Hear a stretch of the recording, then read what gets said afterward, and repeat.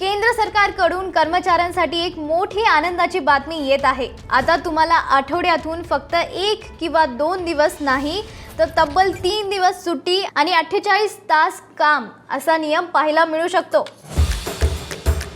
असा कोणता नवीन नियम आहे जो तुमच्या ऑफिसचा वेळ आणि वीकेंडचे प्लॅन्स पूर्णपणे बदलून टाकेल? हे आठवड्याला 48 तासांचे गणित नक्की काय आहे? ऑफिसचे नियम बदलणार का? ही आनंदाची बातमी आहे की 12 तासांच्या शिफ्टची दोखीदुखी काय आहे? न्यू लेबर कोडचे फायदे आणि तोटे, हा नवीन कामगार कायदा काय आहे? खाजगी कंपन्यांना हा नियम पाळणे बंधनकारक आहे का? या सर्व प्रश्नांची उत्तरे आजच्या व्हिडिओमध्ये मिळतील। नमस्कार मित्रांनो, मी आहे निकिता दादासाहेब तुपे आणि तुमचं बॉसवाला मराठी चॅनलमध्ये खूप खूप स्वागत आहे।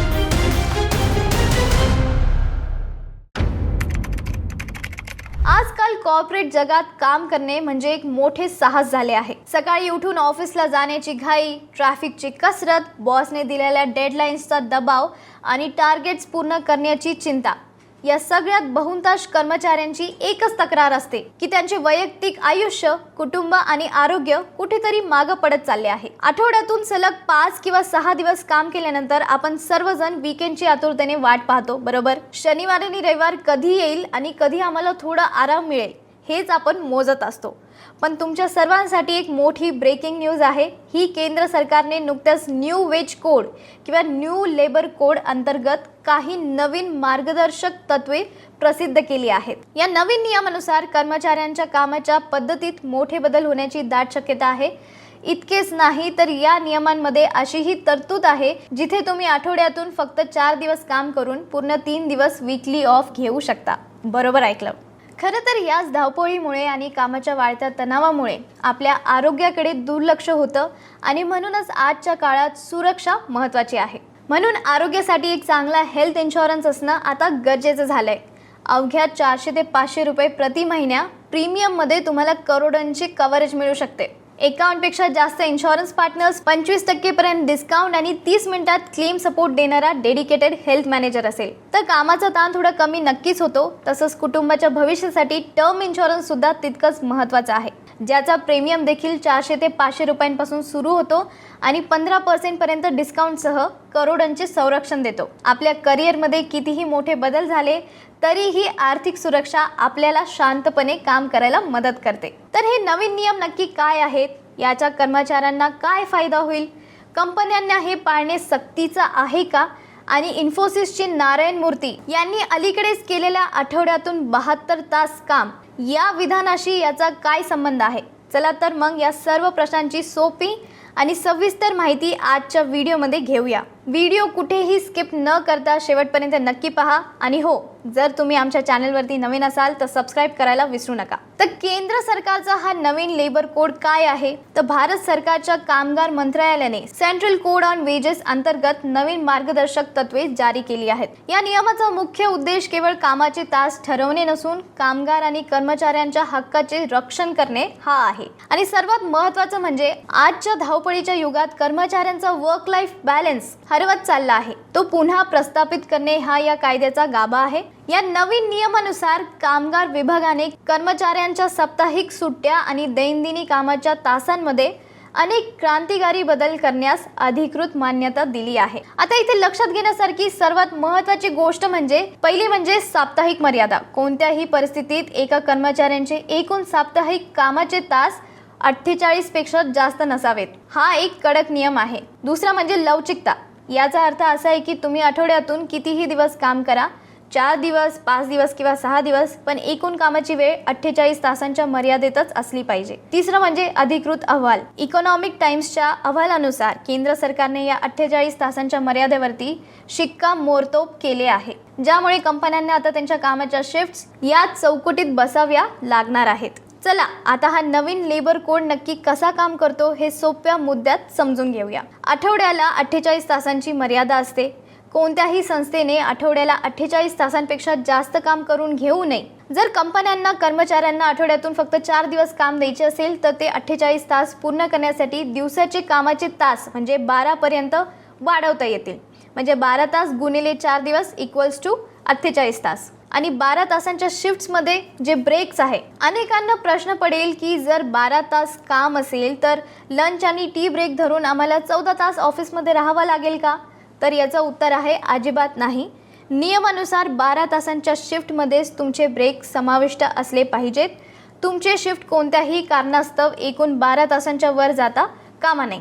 आणि 3 दिवसांची साप्ताहिक सुट्टी जी आहे, आता ज्या कंपन्या दिवसाला 12 तास कामाची पद्धत लागू करतील त्यांना आठवड्यातून फक्त 4 दिवस काम करून घेणे बंधनकारक असेल. उरलेले 3 दिवस कर्मचाऱ्यांना पूर्णपणे सुट्टी द्यावा लागेल. आता हा या नियमाचा सर्वात महत्त्वाचा भाग आहे. तुम्ही विचाराल की उद्यापासूनच आमच्या ऑफिसमध्ये 12 तास काम आणि 3 दिवस सुट्टी सुरू होईल का? तर नाही, ही केवळ केंद्राची मार्गदर्शक तत्त्वे आहेत. त्याची अंमलबजावणी करण्यासाठी कर्मचारी आणि मालक या दोघांची संमती आवश्यक आहे. तर आता सुट्टीचे दिवस कोण ठरवणार? आठवड्यातून 3 दिवस सुट्टी देणे अनिवार्य असले तरी नक्की कधी द्यायची, शुक्रवार, रविवार किंवा मंगळवार, गुरुवार, याचा निर्णय कंपनी व्यवस्थापनाकडे असेल. आणि कर्मचाऱ्यांच्या संमतीशिवाय कोणताही मालक हा नियम सक्तीने लागू करू शकत नाही. आता ओव्हरटाईमच्या नियमाबद्दल मी सांगते. ही कामगारांसाठी आनंदाची बातमी आहे.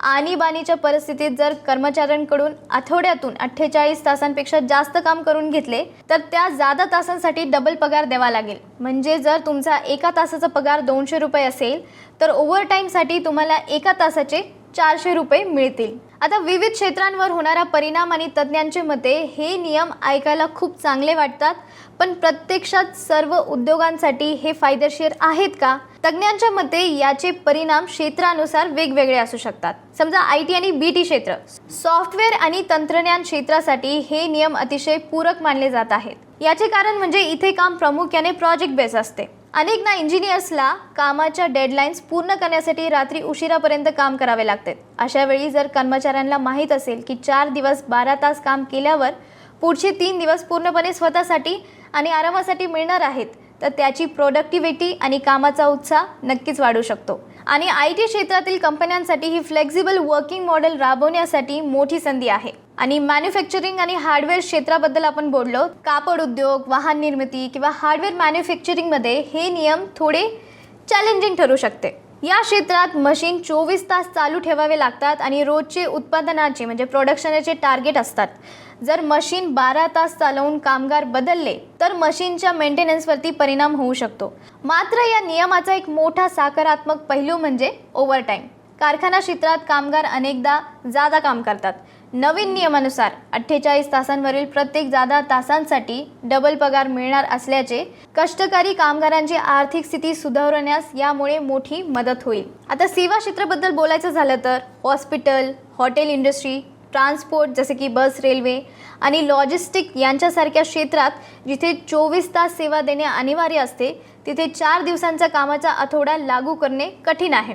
उदाहरणार्थ रुग्णालयात रुग्णांची काळजी घेण्यासाठी किंवा बस चालवण्यासाठी कर्मचारी सतत उपलब्ध असावे लागतात. जर सध्याच्या कर्मचाऱ्यांनी 4 दिवसात त्यांचे 48 तास पूर्ण केले तर उरलेले 3 दिवसांसाठी कंपनीला पूर्णपणे नवीन स्टाफ नियुक्त करावा लागेल. यामुळे कंपनीवरील आर्थिक बोजा म्हणजे ऑपरेशनल कॉस्ट वाढू शकतो. त्यामुळे अशा कंटिन्युअस सर्व्हिस देणाऱ्या क्षेत्रांसाठी जुनीच पद्धत सोयीस्कर ठरेल असे तज्ज्ञांचे मत आहे. तर मित्रांनो, एकंदरीत पाहता केंद्र सरकारचा हा न्यू लेबर कोड कर्मचाऱ्यांच्या कल्याणाच्या दृष्टीने एक क्रांतिकारी पाऊल आहे. आठवड्यातून 4 दिवस मन लावून काम करणे आणि उरलेले 3 दिवस कुटुंब, छंद किंवा प्रवासासाठी खर्च करणे ही तरुणांसाठी एक सुवर्ण संधी असेल. तर मित्रांनो, तुम्हाला या नवीन नियमाबद्दल काय वाटते? आठवड्यातून 6 दिवस 8 तास काम करणे चांगले की 4 दिवस 12 तास काम करून 3 दिवस सुट्टीचा आनंद घेणे चांगले? तुमचं मत मला कमेंट बॉक्समध्ये नक्की कळवा. आणि जर तुम्हाला ही माहिती आवडली असेल तर व्हिडिओला लाईक करा आणि तुमच्या ऑफिसच्या व्हॉट्सॲप ग्रुपमध्ये नक्की शेअर करा. आणि अशाच नवनवीन आणि महत्त्वपूर्ण व्हिडिओसाठी आमच्या चॅनलला आत्ताच सबस्क्राईब करा आणि बेल आयकॉन दाबायला विसरू नका. पुन्हा भेटूया पुढच्या व्हिडिओमध्ये. ब्रँड पार्टनरशिप आणि ॲडव्हर्टाइजमेंट इन्क्वायरीसाठी ईमेल करा brand@bosswala.com. व्हॉट्सॲप करा 9108014192. बॉसवाला. Be the boss.